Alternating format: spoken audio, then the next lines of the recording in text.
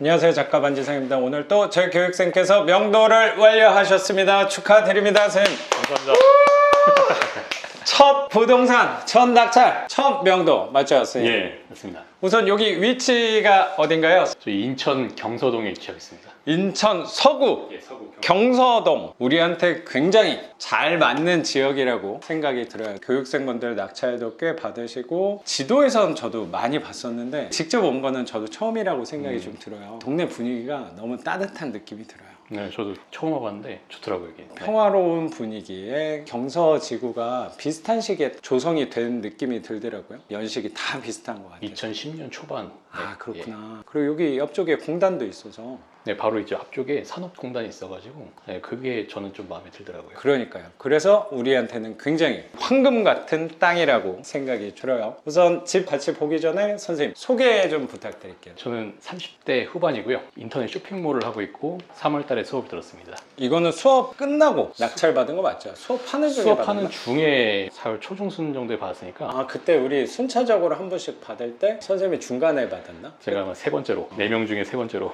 제가 받았죠. 네, 하나씩 밀려가지고 네. 받았던 게 기억이 나네요. 연식이 그래도 깨끗한 집이니까 그래도 할 게 많이 없을 거라고 생각은 좀 들었는데 들어와 보니까 심란하다라는 생각도 드는 것 같아요. 벽이랑 난장판이 돼 있는 것 같아요. 어떤 분이 거주를 하고 계셨어요? 4인 가족이었던 것 같고요. 세입자분이 구조셨는데 아기가 저희 아기들이랑 좀 비슷한 것 같더라고요. 그래서 낙서를 너무 많이 해놓고 그래갖고 처음 들을 때 너무 깜짝 놀랐어요. 저기. 낙서도 그런데 지금 상황은 선생님이 그래도 어느 정도 정리를 해 놓으셔서 이 정도인 거고, 원래는 더 지저분했다고 생각이 드는데 뭐 이런 거야 뭐 도배만 하면 되니까 특이사항은 아니라고 생각은 들고, 선생님이 또 고민했던 것 중에 하나가 바닥을 좀 해야 되나 말아야 되나 고민을 좀 하긴 했는데, 선생님이 고민한 이유가 이게 바닥이 틈이 벌어져서 그럴까요? 틈도 있고 떨어지는 것들도 있고 이래가지고 지저분한 것도 있고 이래서 이거를 바꾸는 게 이제 세입자 처음 들어올 때 좀 깔끔해 보이지 않을까 싶어서 한번 제가 여쭤봤던 겁니다. 본드로 붙어 있는 것 같아요. 근데 데코 타일의 고질적인 문제가 틈이 벌어지는 부분인 것 같아요. 요거 때문에 바꾸는 거는 약간은 사치스럽다라는 생각이 저는 들어서 최대한 닦아보는 걸로, 락스나 아니면 세제를 풀어서 한번 선생님이 청소도 직접 좀 해보시려고 시도를 하는 거니까 최대한 닦아보는 걸로. 그리고 선생님이 요 집에 그렇게 최고가의 월세를 받아야겠다라는 생각이 덜 하다고 생각이 들어서 거기에 컨디션에 맞게 청소 정도만 해도 되지 않을까 싶고, 아까 떨어져 있는 부분은 도배 사장님한테 그냥 본드 좀 붙여달라고 하면 깔끔하게 마무리 될 수 있을 것 같아요. 저였어도 장판은 굳이 손을 대야 될까라고 생각이 좀 들어요. 도배는 보니까 뭐 이런 낙서 자국은 굉장히 귀염둥이라고 생각이 좀 들고, 저쪽에 작은 방에 보니까 샤시 주변에 물자국, 네. 그리고 제일 심각했던 방이 이 안방. 뒤쪽에 있는 네. 방에 벽이 떨어져 있어요. 그게 제일 신나했던 부분이죠. 그거는 세입자한테 좀 얘기를 들었어요. 그 세입자한테 처음에 전화하면서 이제 하자가 있는지 한번 좀 물어봤었거든요. 전화로. 세입자가 대수롭지 않게 뭐 원래 빌라도 뭐 다 곰팡이 있죠 뭐 이런 식으로 그냥 얘기를 했기 때문에 저는 뭐 이렇게까지 심각할 줄은 생각을 못하고 그냥 왔는데 보고서 너무 충격적이었죠 이게. 원래 세입자분들은 더 작은 거를 크게 말하는 경향이 있긴 한데 네네. 이분은 거꾸로 좀 얘기했다는 맞아요. 생각도 드네요. 어차피 본인은 떠날 집이니까 뭐 네네. 네가 알아서 해라라는 느낌도 좀 들었던 것 같은데, 네. 저 벽이 그 막 콘크리트까지 막 무너져 있다는 생각이 들었는데 저기는 보강을 좀 해놨던 느낌이 들어요. 처음 보는 거라 가지고 시멘트 벽이 무너진 줄 알고 저도 그러니까. 깜짝 놀랐는데 나중에 자세히 보니까 이게 석고보드 같은 게 이게 떨어지는 것 같은 그러니까요. 그런 거라서 그래도 네. 보강만 하면 괜찮겠다 싶은 생각이 들더라고요. 그리고 저기도 떨어진 이유를 생각해 보니까 방 전체적으로 물자국과 곰팡이 누수 자국이 있는 거 보니까 이 탑층이어서 네네. 물이 또 이렇게 새 들어오는 느낌이 굉장히 느껴지긴 해서, 우선은 옥상 방수를 하는 거는 이것도 협조받고 금액도 시간도 오래 걸리고 비용도 더 드는 부분이 생기니까 그거는 잠시 미뤄두고, 저는 선생님 잘 아시겠지만 급한 거부터 바로 눈에 보이는 하자를 100% 완벽하게 수리를 하고 이 집을 임대 내놓는다기보다 중요한 거는 선생님도 오래 하는 거 누구보다 잘 하잖아요. 아 그렇죠.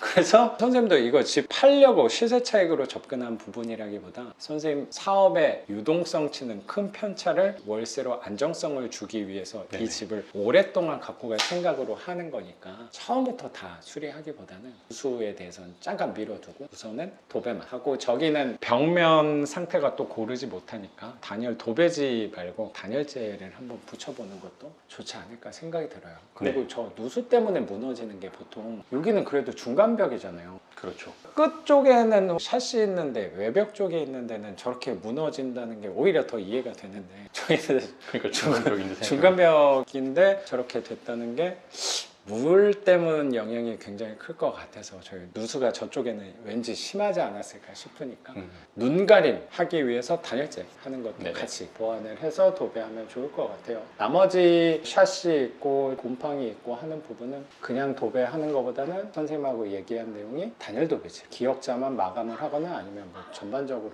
단열 도배지 써도 좋을 것 같은 생각이 좀 들어요. 도배에 대해서만 비용이 조금 더 들어가는 거지 그 이외의 것들은 싱크대도 선생님이 좀 닦아 놓으신 거고, 네네. 저 정도면 훌륭한 싱크대라고 생각하고, 뭐 등 조금 안 나오는 거는 어려운 부분 아니니까 그거는 돈이 들더라도 큰 비용은 아닐 거라고 생각은 좀 들어요. 도배만 했을 때는 요 정도 일반 소폭 합치를 했을 때는 5, 60만 원이면 싼 데 찾으면 할 수 있을 거라고 생각하는데, 넉넉히 잡아서 저 단열재까지 해도 한 100만 원 초반이면 할 수 있지 않을까 싶어요.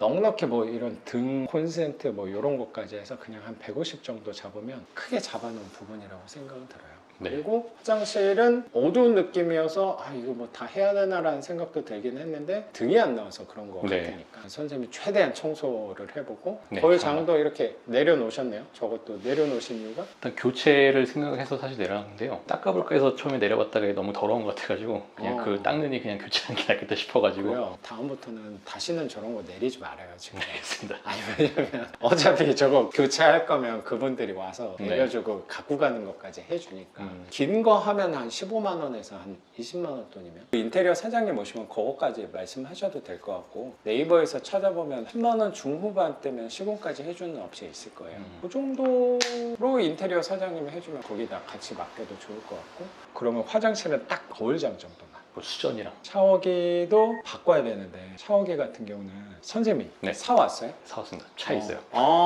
큰 거 사왔네. 근데 이거 이렇게 비슷한 거 사와가지고 아, 그럼 네. 가격이 얼마예요? 쿠팡에서 9만 얼마대 파는 건데 반품 들어온 거 있잖아요. 아, 5만 얼마에 나온 게 있었고 훌륭하네. 냉큼 하나 사놨습니다. 가격을 반값으로 네. 잘 얻어오신 거라고 생각이 들어요. 그러면 선생님이 수도를 바꿔볼 건데 수도 만지는 거 그렇게 권장하지 않는데 경험이 있으세요? 뭐 집에서도 조금씩 해봤고 저희 그렇구나. 사무실 같은 데도 워낙 건물이 오래되다 보니까 저희 아빠랑 같이 그런 거 수리를 좀 많이 해봤어가지고 뭐 크게 어렵진 않게 할 수 있을 것 같습니다. 아, 그래요? 선생님 또 누구보다 경험이 많이 있으신 분이니까, 그리고 손기술에 있어서는 뒤지지 않는다는 느낌이 들어요. 제가 선생님 손기술은 못 들었지만 수업할 때 선생님 어머님 손기술이 되게 좋으시다. 당연히 선생님도 저 정도야 뭐 눈 감고도 할 수 있지 않을까 그래서 생각이. 여기 처음에 제가 어저께 와서 청소할 때도 아버지가 와서 좀 많이 도와주셨어요. 그래도 아버님께서 이거 경매 투자하는 거에 대해서는 도움을 많이 주시는 편이라는 생각이 좀 드네요. 뭐 하는 거에 대해서는 크게 뭐 이렇게 저렇게 뭐 말씀하시진 않는데 항상 폐차라고 가면은 야 좀 더 쓰지. 그렇죠. 최근에도 또 폐차를 많이 하셨다고 맨날 하셔서. 올 때마다 이제 했어? 응. 아니 못했는데 이러면 뭐 하러 가냐 이런 식으로 얘기하시는 게 있어서 그렇죠. 그러니까 잘 모르시니까 약간 그런 거에서 딱 되면 그런 거에 대해서는 아버지께서 좀 많이 도와주시는 편이라 가지고요. 든든한 지원자가 계시니까 이렇게 수리할 때는 굉장히 외로운 작업이라고 생각이 좀 드는데 아버님과 함께라면 편하게 또 할 수 있지 않을까 생각이 들어요. 저도 혼자 수리를 한 적이 저도 많이 있었으니까 선생님도 저 오기 전에 조금 먼저 오셔서 둘러봤을 거잖아요. 그리고 혼자 수리를 하고 청소도 하셨다고 하니까 하다 보면은 되게 외로워지는 경우가 많더라고요. 청소하고 닦으면서 나에 대해서 생각을 많이 해볼 수 있는 시간이 또 되는 것 같다는 생각도 들어요. 등하고 백시멘트만 바꾸면 깨끗하게 나올 수 있지 않을까 싶어요. 그 정도만 수리하면, 이 정도 하면은 수리할 거는 뭐 크게 다 한 부분이니까 진짜 크게 잡아도 한 200만 원 아래 서면 다 할 수 있지 않을까 싶어요. 눈에 이렇게 막 구멍 뚫리고 이런 것만 그게 맞아요. 이제 고칠지 아니면은 눈 가림을 이렇게 막아놓을지 아니면 그냥 대충 닦아서 이제 그냥 할지 그것만 좀 생각을 한번 해보면은 그러네요. 그게 조금 가격이 조금 좌우가 될 것 같긴 합니다. 고친다고 하면은 제가 페인트를 얘기하긴 했는데 페인트 하면은 다 몰딩을 통일성이 없으니까 그쵸. 페인트보다는 저 색깔에 최대한 비슷한 시트지로 하면은 마감이 될 수 있을 것 같다는 생각이 드는데 시트지 조그만 거 하는 데는 10만 원에 해주는 데도 많이 없을 것 같은데 인건비가 또 있으니까. 그러니까 한 번 나올 때 아예 다 한다라고 하면은 차라리 편하게 시키겠는데 저기만 그렇고 지금 보니까 시트지가 까져 있는 것들이 좀 있긴 하네. 그러면 그것도 인테리어 사장님 이따 오시기로 했으니까 그분 의견도 한번 들어보고 나서 결정해도 좋을 것 같아요. 최악의 경우에 문짝을 바꾼다고 하더라도 크게 잡아도 저 20만 원이면 충분히 문짝을 직접 바꿀 생각은 없어요. 네, 그거는 문짝도 내가 직접 바꾸면 되게 싸요. 한 3만 그래요? 원에서 5만 원이면 하더라고. 잘 왔고 맞춰서 그거 넣는 거를 나는 시도조차 안 해보긴 했는데 또 직접 하시는 분들도 계시더라고요. 근데 저는 권장하지 않습니다. 괜히 그 가격 때문에 시간이 5, 6시간 걸린다고 하면은 아 근데 문짝이 또 이것만인 게 아니라 다 조금씩 쳐져 있어가지고 걱정스럽긴 합니다. 그럼. 저 문짝은 우선 그냥 두고 왜냐면 저 문짝이 집 보러 와서 세입자가 눈에 너무나도 쉽게 띄는 거 구멍이 이만하게 뚫려 있다라고 하면 바꿔야 되는 건 당연한 것 같은데 이렇게 보다가 계약할까 고민할 때 자세히 보는 사람이 보는 하자라면 대응해서 맞춰서 바꿔주거나 아니면 그때 시트지 불러서 전체적으로 바꿔서 3, 40만 원 드린다면 그때는 또 지금 상황하고 계약 예약을 앞둔 상태에서 수리를 할 때 돈을 쓸 때는 좀 마음 상태가 다르더라고요. 그래서 저는 그렇게 치명적인 부분은 아닌 거는 최대한 좀 순서를 밀어놓고 도배 같은 거 해놓고 다시 한번 보고 나서 결정해도 되지 않을까 싶어요. 그리고 인테리어 사장님 의견도 한번 들어보면 되지 않을까 생각이 좀 드는 것 같습니다. 스님. 그러면 문짝까지 하더라도 진짜 크게 잡았어요. 그럼 250 안쪽이면 충분히 다 할 수 있을 것 같고 그래도 선생님이 생각하는 수리비 범위 안에서는 할 수 있지 않을까 네. 생각이 드는 것 같아요. 인천 서구 경서동의 지상층 빌라 탑층 빌라 전용 면적이 몇 평이죠? 15평입니다. 전용 면적 15평에 방 3개, 화장실 하나, 그리고 거실 주방 분리된 연식이 2012년식. 준신축 빌라 그리고 밑에 주차장 공간도 넉넉하다고 생각이 들고 감히 엘리베이터 없는 탑층 겁도 없이 낙찰을 또 받으셨다고 생각하는데 혹시 낙찰 가격 한번 여쭤봐도 될까요? 8,890만 원입니다. 8,890 선생님은 주택이? 있죠. 그러면 선생님은 유주택자고 선생님은 또 누구보다 채무가 뒤지지 않는다. 부채 부분 때문에 명의를 좀 나눠서 해야겠다고 생각하셔서 이 집은 사모님 명의로 네. 낙찰을 받은 거고 특이사항이 하나 있는데 사모님은 한국 국적이 아니고 외국 국적이셔서 근데도 대출은 잘 나왔나요? 네. 1금융에서 잘 나왔습니다. 아 그래요. 1금융 하나은행 네. 하나은행에서 혹시 대출 얼마 나왔어요? 7천만 원 나왔습니다. 7천만 원 거의 한 80% 예, 80% 나온 나왔어요. 거죠. 이 영상이 올라올 때 선생님 이미 월세를 받고 있을 거라고 생각이 듭니다. 스님 자, 제발 그렇게 했으면 좋겠네요. 걱정 마세요. 네. 조건은 좀 어땠어요? 4.2%. 잘 받았네. 부수거래 다 해서 이제 4.2%. 1금융 같은 경우는 부수거래가 보통 있으니까 네. 부수거래는 어떤 거 했어요? 월급 이체랑 카드 사용. 그거 이제 2개 일단 했고요. 하나는 이제 다자녀면은 그 혜택이 또 있다고 해서 그렇구나. 네, 애가 둘이니까 0.2%인가를 더 깎아주는 게 있었어요. 그런 것도 있구나. 네, 하나은행에서 그거까지 다 챙겨받아서 4.2%로 우대금리까지 다 받아서 4.2%고 분할 기간이 30년. 어차피 거기밖에 안 된다 그랬나? 네, 제가 다른 데 다 알아봤었는데 아마 외국인이다 보니까 1금융이 되는 데가 없었어요. 거기밖에.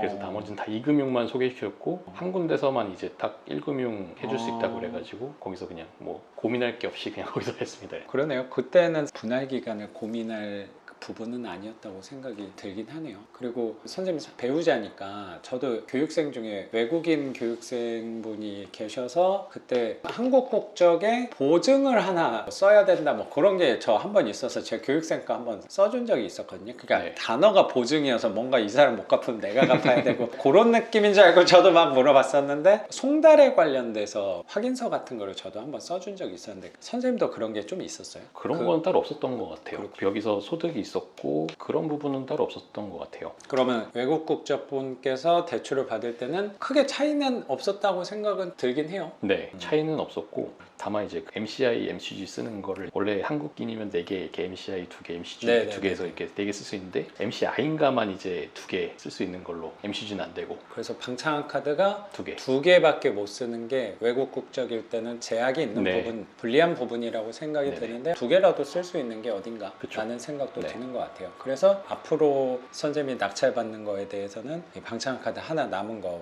요거를 어떻게 알뜰하게 써야 될지 그 부분하고 추후에는 사업자 대출 방향을 잡으면 될 것 같다는 생각이 들어요. 그렇게 대출도 잘 받은 거고 금리도 훌륭하게 악착같이 잘 찾아내셨다고 생각이 드는 것 같아요. 그러면 명도에 관해서 좀 여쭤볼게요. 네. 여기는 아까 말씀하셨듯이 세입자가 거주를 하셨었고 집 상태에서 느껴지는 거는 그래도 기간이 꽤 거주를 하셨다는 느낌이 드는데 얼마나 거주하신 분이었어요? 그분이 아마 4년 거주하신 걸로 알고 있어요. 4년 치고는 꽤 난장판이구나 라는 생각도 되게 들어요. 세입자분은 혹시 보증금 손해보는 건 없었어요? 보증금이 1,000만 원이었었고 전액 배당으로 다 받아가시는 걸로 해서 손해보는 것도 없었고 세입자랑 이렇게 마찰도 없었고 수월하게 명도 처리가 됐습니다. 낙찰받고 찾아간 거예요? 제가 그날 이제 입찰을 하러 갔을 때 저는 이제 의정부에 가서 입찰을 하고 있었고 와이프가 이제 인천에서 입찰을 하고 갔는데 그날이었구나. 네. 그래서 그 사모님이 저한테 전해 네네네. 주셨던 그 물건이구나.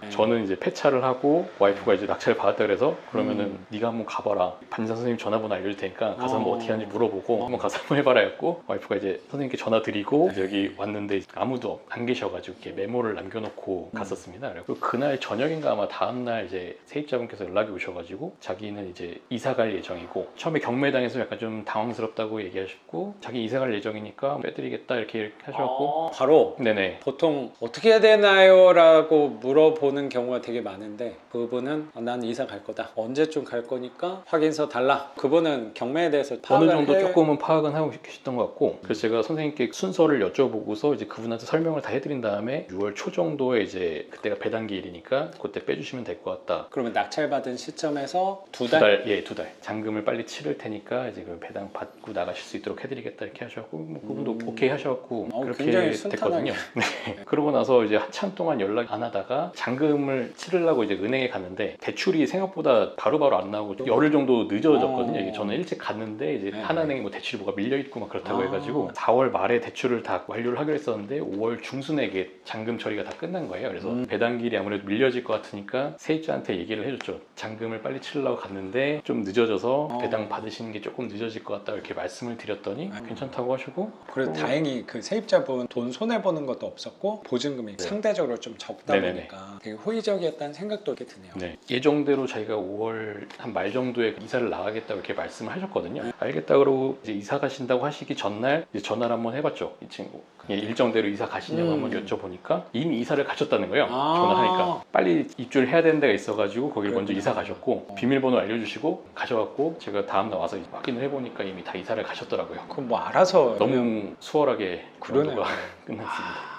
이 얘기만 들어봐도 첫 번째 집인데 선생님도 준비하고 공부하고 접근을 했지만 부딪힘이 많은 명도도 꽤 많거든요. 맞아요. 아무리 배당이 다 있다고 하더라도 거기서 욕심부리는 세입자분들도 꽤 계시는데 선생님이 그동안 어떻게 살아오셨구나가 좀 느껴지는 것 같아요. 너무나도 술술 잘 풀렸다고 생각이 들고 누구보다 부동산 운이 있는 분이구나라는 생각이 되게 드는 것 같아요. 선생님. 이게 아무나 이렇게 안 돼요. 첫 번째 부동산에서 낙찰 받는데 뭐 시행착오는 분명히 있었지만 이렇게 사모님이랑 투 채널로 해가지고 공격적으로 하다 보니까 낙찰도 그래도 빨리 받은 편인 것 같고 명도도 낙찰 받고 한 2달도 안 돼서 한 거면은 굉장히 선망. 그리고 집이 약간 걱정스러운 부분은 있지만 저거는 걱정은 지금 할 부분이라기보다 나중에 장마철 한번 지나고 갖고 있어 보고 그 다음에 고민해도 되지 않을까. 진짜 딱 4년 동안 비가 조금씩 젖어서 그렇게 된 거라면 그리고 또 세입자분이 신경을 또 덜 쓴 사람도 되게 많을 거예요. 관리 측면 때문에 그런 거라면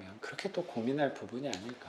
또 환기 이런 것만 또 잘해주면 그러면 같은 집이어도 어떤 사람이 어떻게 관리하는지에 따라서 컨디션 상태가 완전 다를 수도 있구나라는 생각도 되게 들었던 것 같아요. 집을 편하게 쓰셨던 분이라고 생각해 버리는 것도 집 관리하는데 저는 도움이 또 되지 않을까. 그냥 지레 겁먹을 필요는 없지 않을까 생각도 드는 것 같아요. 네. 그러면 이사비도 안 되는 거네? 이사비 안 들었죠. 세입자랑 통화만 한 거였고 얼굴도 보지 않았다. 한 번도 만나본 적도 어, 통화도 한 2번인가밖에 안 해봤던 것 문자로 조금씩 하고. 이게 가장 깔끔한 명도예요. 사실 명도할 때 저도 교육생분들이 연락 오면 그래도 이런 거 얘기할 때 만나서 이렇게 차도 마시면서 얘기해야 되는 거 아니냐라고 물어보시는 분들도 있는데, 그것도 뭐 좋은 방법이라고 생각하는데, 서로 불편한 관계라고 생각하거든요. 딱 할 말만, 요점만, 언제 나갈 거고 혹시 이사비가 필요한가, 명도하겠어는 내가 언제 줄까, 이런 부분만 정확히 전달하고 그 일정만 맞춰준다면 꼭 만나야 되나라는 생각도 저는 드는 것 같은데, 네. 첫 명도에서 2번 통화로 명도까지 이사비도 안 들고, 명도 확인서는 어떻게 전달을 좀 하셨어요?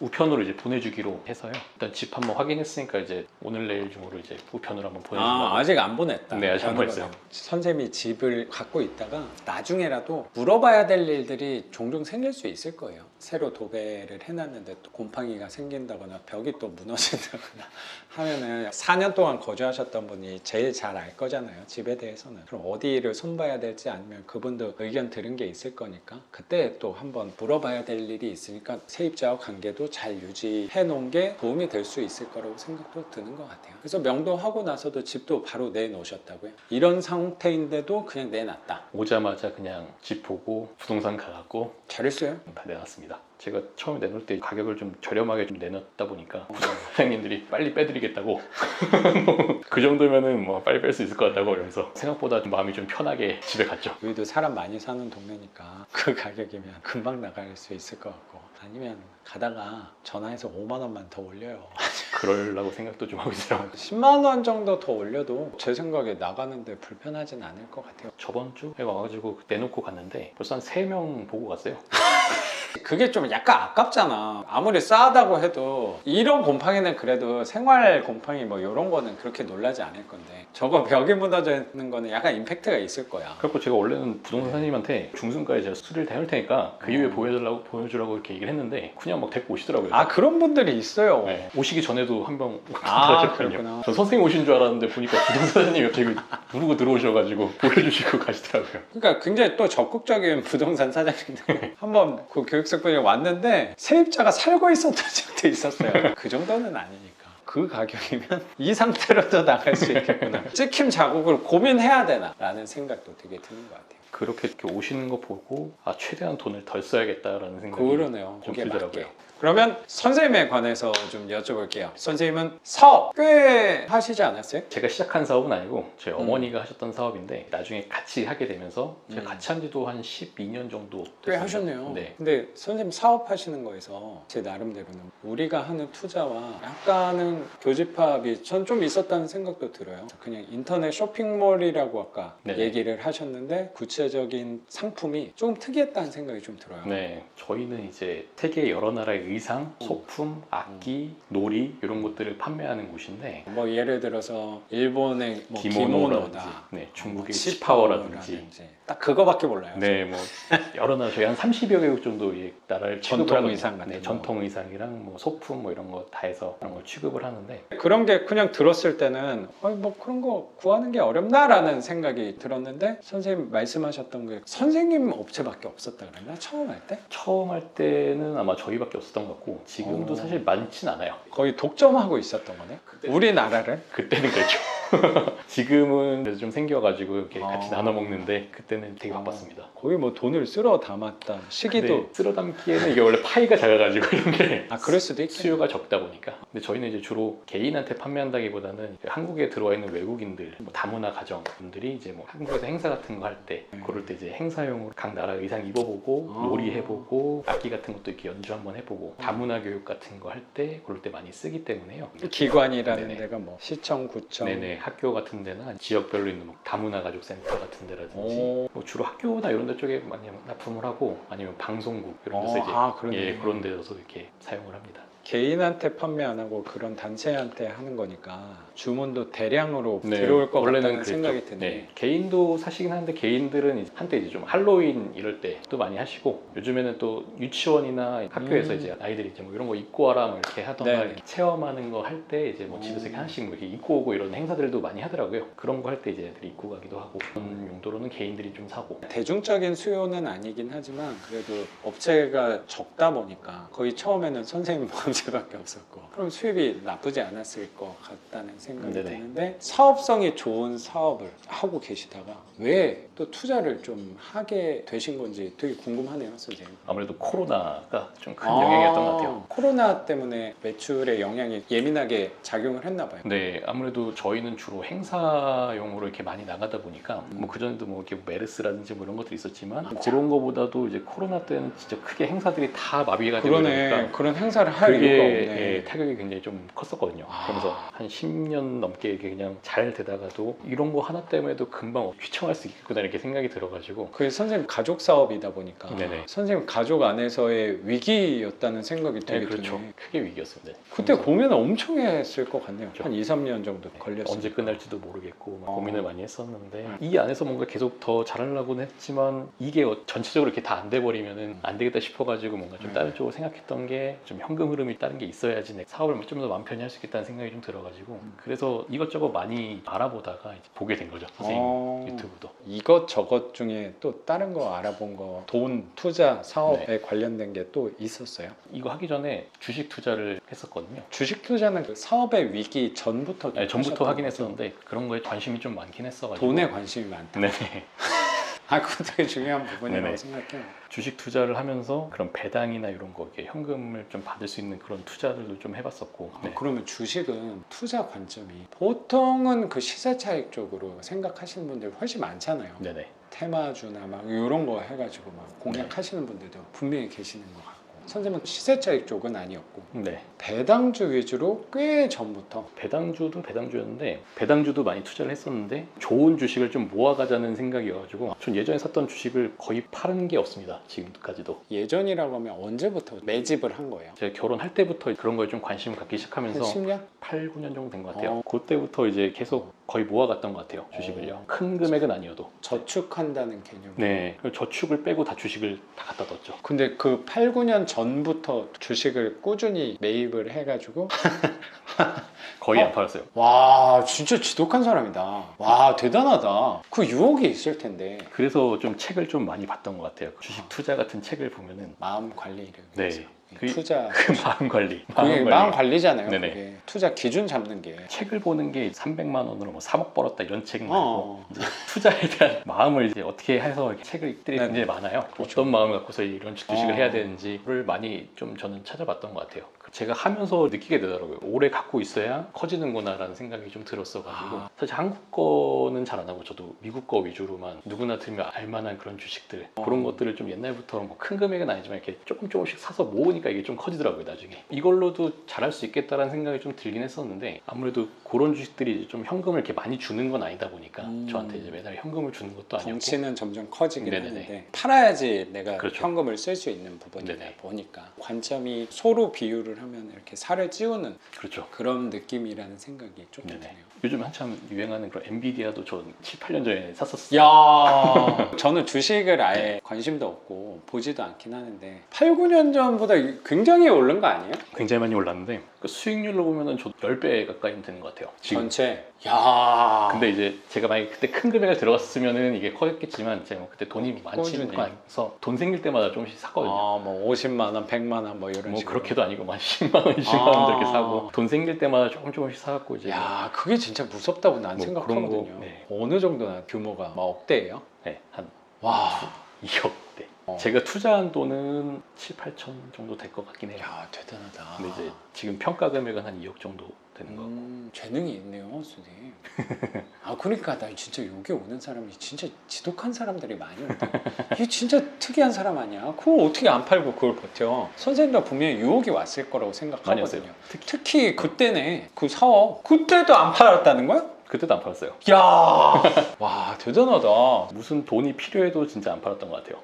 다른 일을 해서라도 그걸 안 팔고 계속 갖고 있었던 것 같아요. 유지를 했었어요. 진짜 최대한. 선생님은 크게 돼야겠다. 이미 큰 돈을 다루고 있으시긴 하지만 큰 돈도 아니긴 한데 그게. 아무나 할 수 있는 건 아니라고 생각하거든요. 제가 주식을 얘기할 건 아니긴 한데 제가 왜 주식을 안 하냐면 사람들은 주식에서 가장 장점이라고 생각하는 게 주식을 그래도 좀 부담 없이 대중적으로 접근한다고 생각하는 가장 큰 장점이 결국에 현금화라고 생각하거든요. 그렇죠. 저도 손해를 많이 봤으니까 이거를 참을 수가 없어요. 클릭을. 그렇잖아요. 안 보면 되죠. 그게 말이 쉽지. 뭐 수면제를 먹어라, 뭐 잊어버려라. 그게 어떻게 잊혀져? 그 부분에 참지 못하기 때문에 오래 갖고 가는 거가 나는 못하구나를 자존심이 상하지만 좀 받아들인 것 같아요. 사람들이 말이 편하게 잊어버려라, 보지 말아라 하지만 나는 못하겠더라고요. 결국에 나는 요 투자랑 잘 안 맞는다고 약간은 나를 한정적인 걸 수도 있지만 결론은 그냥 내버린 것 같아요. 모든 투자의 원칙을 선생님 잘 알고 있고 느끼고 있겠지만 오래 갖고 가는 거잖아요. 맞아요. 요거는 그래도 준시축이니까 좀 덜하긴 할 것 같아. 내 집들은 좀 썩은 집들도 많잖아요. 이런 곰팡이는 뭐 귀염둥이잖아요. 내 집들은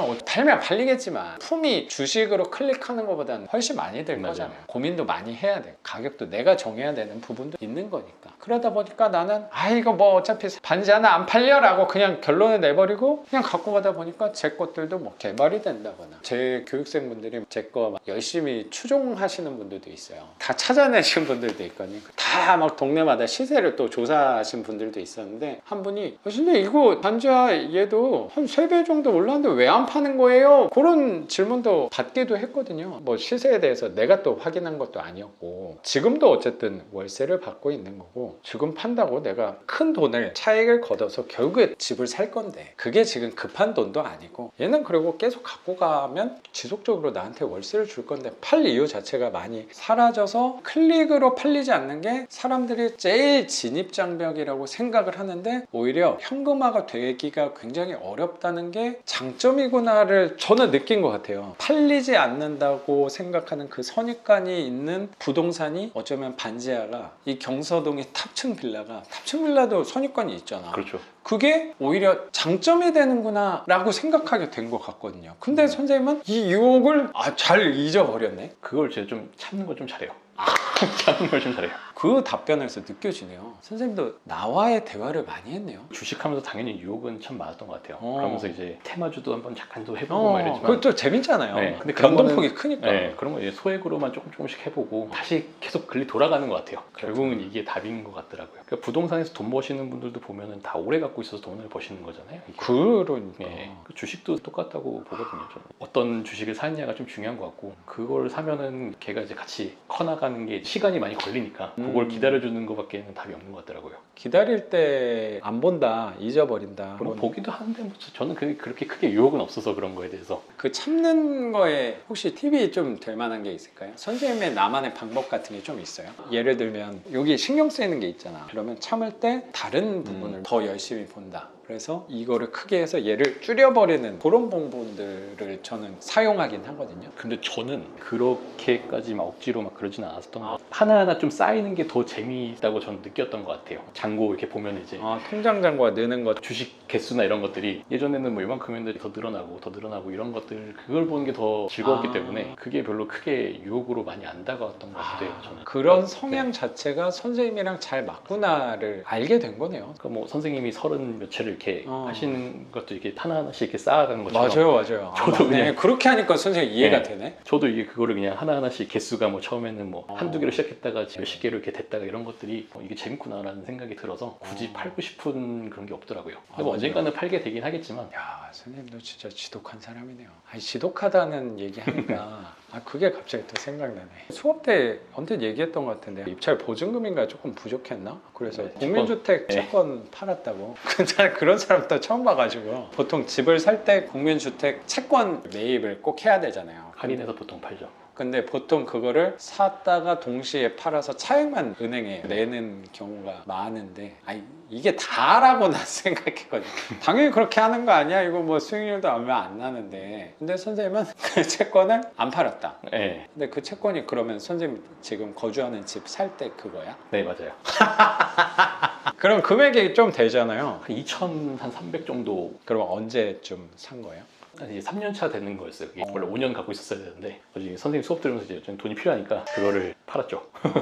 근데 잘 몰라서 5년 갖고 있어야 된다는 의미. 만기가 5년이에요. 만기 되면 무조건 팔아야 되는 거예요? 그때는 그냥 만기된 채권 금액이랑 이자랑 같이 해서 돌려주죠 그거를. 3년 차에 팔면 수수료가 또 있는 건가? 만기 전에 하는 거니까. 수수료는 크게 없는 것 같고요. 이제 만기가 되면은 채권 표면 금액이랑 이자랑 같이 해서 그거를 주는 걸로 알고 있는데 딱 정해진 수익률이 있는 거구나. 약속된 수익률이. 네. 그 중간에 팔면 그거보다는 수익률이 그냥 똑같이 이제 그냥 할인해서 파는 것처럼 되는데 할인 그것도 맨날 이렇게 바뀌잖아요. 그거를 또 매입하게 된 이유가 뭐였냐면은 그 당시에 채권을 이제 할 때 채권 할인율이 너무 컸었어요, 이게. 좀 아까웠구나. 네, 이게 아까워서 이걸 내가 좀 갖고 있다가 채권 할인율이 좀 낮아졌을 때 그때 팔아보자 했고 그게 갖고 있다가 그냥 계속 갖고 있게 됐던 거죠, 그게. 팔은 거예요? 네, 팔았죠. 팔 수밖에 없었어요. 네, 그걸 하려고. 입찰 보증금 마련하려고 국민주택 채권을 파신 분은 내가 처음 봐가지고 진짜 지독한 분이구나 라는 생각이 되게 드네요.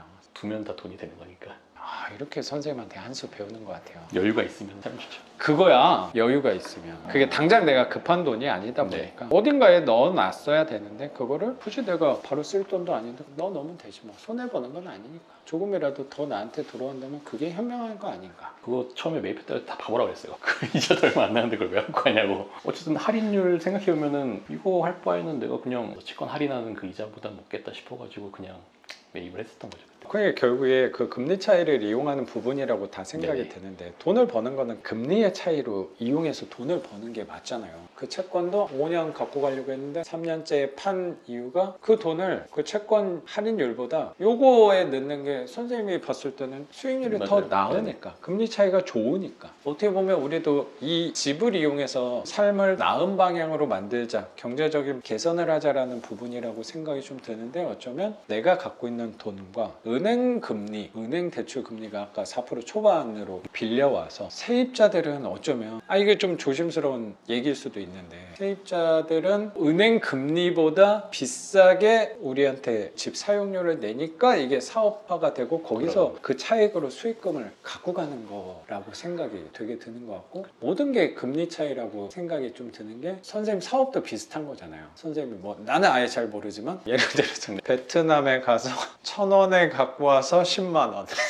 뭐 그런 셈이죠. 네. 제가 가격을 네. 잘 모르지만 거기에 금리 차이를 그것도 차이를 이용하는 부분이 아닌가. 그렇죠. 생각이 그런 셈이라고 볼 수 있습니다. 제가 뭐 과장을 좀 하긴 네. 했지만 그럼 그때 사업의 위기 상황을 겪으면서 여러 가지 투자 그리고 그 전부터 뭐 주식 투자를 했지만 그 중에 하나가 부동산에서도 남다른 또 일가견이 있으셨잖아요. 일가견이라기보다는 제가 부동산과를 나왔어요. 전공이 내가 내가 너무 주름 잡고 있었네요. 예. 좀 창피하다. 그거 잊고 있었다, 선생님. 전공이 부동산과였고 부동산 경영과였고 공인중개사를 취득을 했었죠. 갑자기 말하기가 부담스러워졌다는 근데 이게 생각이 드는데. 이론만 아는 거지 어. 실전이랑은 전혀 다르기 때문에 자격증만 있다고 보시면 됩니다. 그냥. 졸업까지 하신 거예요. 네. 부동산과 저도 관심이 되게 있었었거든요. 대학원을 가볼까라는 네네. 생각도 한번 해보기도 했었는데 거기서는 어떤 거 주로 그냥 계속 법만 위주로 배우는 것 같아요. 민법. 그럼 시험 볼 때는 학교에서 배운 게 도움이 되겠네요. 그냥 뭐 다시 공부해야 된다고 보시면 돼요. 아, 학교에서 배우는 것도 이제 나오긴 하는데 시험은 또 단시간 내에 긴 지문을 이제 빨리 그렇죠, 읽고서 빨리 답을 찾아야 되는 게 기술적인 기술적이기 때문에 기술적인 부분이 많이 필요해서 결국에는 학원을 다녀서 이제 취득을 했죠. 좀 전공을 못 살린 거네. 졸업하자마자는 부동산을 바로 했었어요. 중개사무소. 네, 뭐 상가 뭐 이런 거 부동산 중개 같은 것도 좀 해보고 아, 이런 거 저런 거 해봤는데 선생님 경험이 참 많구나. 저랑 좀 안 맞았어 그런 거. 중개 손님 모시고 집 설명하고 이런 것들이. 단순하게 전월세 같은 거를 했었으면은 네. 마음이 좀 별로 부담스럽지 않았었던 것 같은데 처음 들어갔을 때 이제 상가 뭐 이런 거 위주로 했었거든요. 권리금 조정하는 그런 중개, 또 중개라고 하기도 좀 그렇긴 한데 뭐 그런 거를 위주로 했었는데 이제 아무래도 그런 손님이나 이런 사람들한테 자꾸 이렇게 거짓말을 해야 되는 부분이 좀 많이 생기고 이러다 보니까 그런 이게- 것들이 좀 많이 불편하고 이래서 안 하게 되더라고요. 그런 것들 나왔죠. 나오면서 이제 엄마랑 같이 사업을 하게 된 거죠. 그때 배웠던 것들이 지금 와서 써먹을 부분이. 언젠가에 돌고 돌아서 다 쓰게 되더라고요. 그런 것들이. 그러니까요. 그러면 부동산을 정통파네, 선생님. 저는 약간 비주류 쪽으로 하는 사람인 거고 정석대로 공부한 사람이. 이 선입관이 있는 부동산이잖아요. 그렇죠. 어떻게 보면. 그거 어떻게 또 이런 조그만 빌라를 해야겠다는 마음을 먹은 거는? 저도 유튜브를 많이 이렇게 보다 보니까 선생님 알기 전에 다른 분들 되게 썩은 그런 빌라 같은 걸로 해가지고 수익률을 꽤 올리는 것들을 이렇게 좀 많이 찾아봤어요. 그 당시에도 많이 찾아봤었고 이거 좀 네. 괜찮아 보인다라는 싶은 생각이 들어서 많이 알아봤었고 그분들 유튜브도 많이 찾아보고 이랬는데 결국에는 그 사람들도 이제 처음에 몇 개 보여주고 강의 들어라. 더 이상 이렇게 뭔가 더 발전된 모습은 크게 안 보이고 이랬는데 그런 거에 그래서 관심은 사실 많이 있었어요. 몇 년 전부터. 오래된 집, 월세, 네네, 오래된 빌라. 집을 빌라 해가지고 고쳐가지고 이제 세주고 그런 게 수익률이 많이 나온다라는 거를 이렇게 좀 몇 년 전부터 알고는 있었는데 괜찮다 한번 배워보고 싶다 했는데 뭐 그런 분들이 이제 계속 이렇게 하는 것 같지는 않고 그냥 강의하고 뭐 책 내고 이러면서 더 이상 이게 이어져가는 것 같은 느낌이 별로 안 들어서 사기가 아닐까 약간 그냥 강의만 이제 좀 팔라고 하는 것들이 아닐까 이런 생각을 좀 많이 했었던 와중에 선생님 유튜브를 좀 보게 됐는데 너무 영상이 너무 많은 거예요 이게. 그래가지고 난 선생님 같은 분들 때문에 나도 이를 악물고 하는 거야. 진짜 몇 년 전부터 이게 계속 올라와 있으니까 조금씩 계속 봤어요. 보다가 보니까 이 사람은 좀 약간 좀 진짜 같다. 계속 하는 사람 같다. 그래갖고 강의를 찾아보고 들어보고 싶다고 생각이 들어서 이제 와이프한테 얘기를 해서 이제 강의를 듣는다고 얘기했죠. 그랬더니 와이프가 적은 돈은 아니니까. 그 돈을 내고 강의를 듣냐고 깜짝 놀라서 이렇게 얘기를 했었죠. 정신 나갔냐. 네. 뭘 그걸 강의를 듣냐. 그냥 해봐라 그냥. 너 부동산 전공하지 않았냐. 꼭 해야 되냐. 왜 그걸 굳이 강의를 듣냐. 그래서 이랬는데 그래도 뭐 내가 한번 들어봐야지. 내가 그냥 이렇게 하다가 그냥 말면은 아마 입찰도 한번 못 해보고 그냥 끝날 것 같다는 생각이 좀 너무 많이 들었어가지고 이 강의료에 돈을 투자를 해야지 내가 이걸 입찰이라도 한번 해보겠다라는 싶은 생각이 들어서 돈을 썼죠. 강의료를 결제를 했죠. 그래서 가게 됐습니다. 그런 믿음이 좀 있었어요. 선생님이 좀 오랫동안 이렇게 해왔던 그런 것들이 저한테는 좀 믿음이 있었던 것 같습니다. 아유 고맙습니다. 요새 되게 드는 생각이에요. 이건 뭐 저도 마찬가지고 선생님도 너무나도 현명하다고 생각하는 게 뭐냐면 항상 의심을 해야 된다고 생각하거든요. 뭐든지 선생님 또 누구보다 의심이 많잖아. 그럼요. 내가 큰 돈 쓰는데 당연히 한번 체크해 볼 거, 확인해 볼 거. 그리고 그런 부분을 나도 상대적으로 생각을 좀 한 것 같아요. 나를 선택을 할 때 이 사람이 사기꾼은 아닐까? 믿을 만한 사람일까? 실력 여부를 떠나서 이게 어쨌든 내가 큰 돈 쓰는데 잘 믿고 가도 될 사람인가를 어떻게 나는 신뢰를 줄 수 있을까를 저도 생각을 많이 한 것 중에 하나가 그 부분이었던 것 같아요. 계속 내가 보여주는 방법밖에 없지 않을까. 말로서는 어느 정도 한계가 분명히 있는 것 같고 제 나름대로 좀 자부심, 선생님같이 막 철두철미한 사람도 그래도 이렇게 뭐 그런 부분이라고 생각해요. 믿음과 신뢰를 좀 줄 수 있는 방법은 꾸준히 하는 방법밖에 없다고 생각하고 이런 부분은 과장과 거짓을 하는 게 할 수도 당연히 있겠지만 굉장히 어렵죠. 꾸준한 걸 하면은 어렵죠. 그 거짓말을 만약에 계속하는 사람이 있으면 그게 진짜야. 내 생각에. 그래도 요렇게 하면 되겠구나라고 생각이 조금 실마리가 생기는 것 중에 하나가 그거 같아요. 저는 요새 주변에서 어쩌면 선생님 같은 교육생분들께서 좋은 쪽으로 칭찬을 해주시는 것 중에 하나가 정확히 그 부분인 것 같아요. 너 이제 옛날보다 영상이 좋아졌어. 이런 사람은 한 명도 없어요. 수익률, 야, 집도 실력이 뭔가 더 늘었어. 이런 사람은 없어요. 야, 너 어떻게 옛날부터 6년 이렇게 오래 기간 동안 계속해? 야, 그건 칭찬할 만해. 그건 진짜 칭찬할 만하죠. 그러면 내 입장에서는요, 뭐를 더 힘을 써야 될까가 정해지는 것 같아요.